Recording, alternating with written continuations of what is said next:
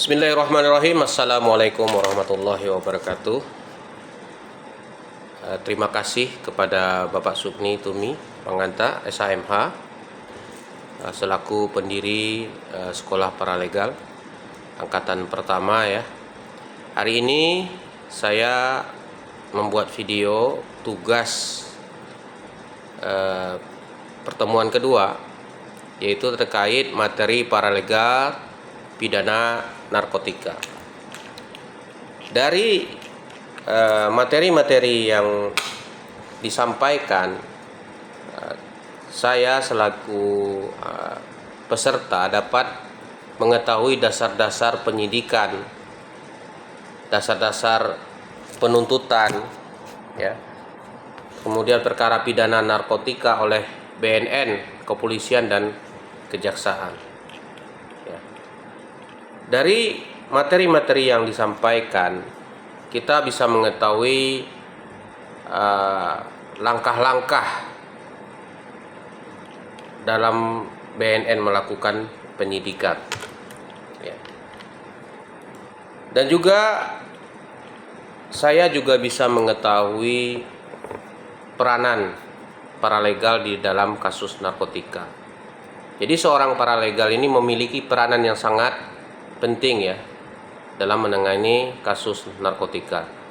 Beberapa hal yang dapat dilakukan oleh seorang paralegal. Yang pertama adalah mendukung proses rehabilitasi. Ya. Jadi paralegal dapat membantu dalam proses rehabilitasi atas kecanduan narkotika. Mereka dapat terlibat dalam membantu para pemakai narkotika memanfaatkan layanan rehabilitasi yang disediakan oleh Badan Narkotika BNN agar ketergantungan terhadap obat narkotik bisa segera ditangani.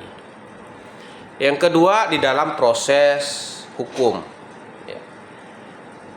bahwa paralegal ini dapat juga terlibat membantu terkait kasus penyalahgunaan narkotika ini. Mereka dapat bekerja sama dengan pengacara di dalam ruangan sidang untuk memberikan dukungan dalam kasus-kasus kriminal terkait narkotika. Yang ketiga adalah memberikan dukungan pada pecandu narkotika dengan cara memberikan atau di dalam proses rehabilitasi medis dan sosial. Mereka juga dapat membantu dalam proses asesmen oleh tim dokter dan tim hukum yang terdiri dari unsur Polri, BNN, dan kejaksaan, serta Kemenkumham. Dengan demikian, peran seorang paralegal dapat menangani kasus narkotika meliputi dukungan dalam proses rehabilitasi, bantuan dalam proses hukum, dan memberikan dukungan kepada pecandu narkotika. Nah, apa peran paralegal dalam persidangan?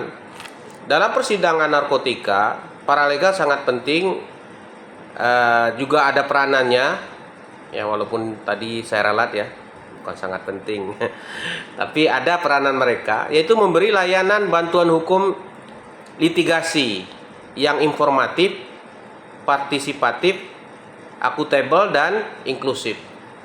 Ini meliputi penjelasan atas syarat-syarat dan prosedur akses bantuan hukum, yaitu melakukan asesmen atas kebutuhan khusus pemohon, membantu mengakses SKTM apabila pemohon mengalami kendala, mendampingi penerimaan ke instansi yang didukung untuk mendapatkan perlindungan sementara, menjelaskan setiap proses hukum yang dijalankan, ya, menjelaskan fungsi dan isi dokumen hukum untuk persidangan, memberikan setiap salinan dokumen hukum baik dari pihak sendiri maupun pihak lawan. Maksudnya ini pihak yang orang yang kena narkotikanya. Menjelaskan daftar alat bukti dan fungsi untuk persidangan sampai dengan menjelaskan mengenai isi putusan.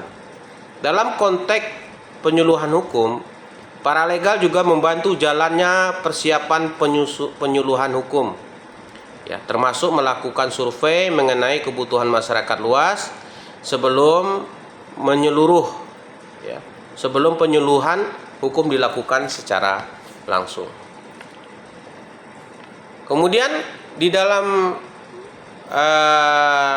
kasus kriminal ini, bukti kasus narkotika, ya, seperti telah saya sebutkan tadi, ya, paralegal itu dapat mendukung proses rehabilitasi, ya, kemudian bantuan di dalam proses hukum, yaitu terkait penyalahgunaan narkotika. Mereka dapat bekerja sama dengan pengacara dan dalam ruang sidang untuk memberikan dukungan dalam kasus-kasus kriminal terkait narkotika.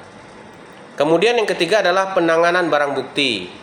Jadi paralegal juga dapat terlibat dalam penanganan barang bukti narkotika. Jadi mereka dapat membantu dalam proses pengumpulan dan dokumentasi barang bukti yang dilakukan dalam proses hukum terkait kasus narkotika. Dengan demikian, ya, peranan paralegal di kasus narkotika meliputi dukungan dalam proses rehabilitasi, bantuan dalam proses hukum, dan penanganan barang-barang bukti narkotika. Nah, demikianlah tugas ini saya sebutkan, saya sampaikan. Terima kasih atas perhatiannya. Assalamualaikum warahmatullahi wabarakatuh.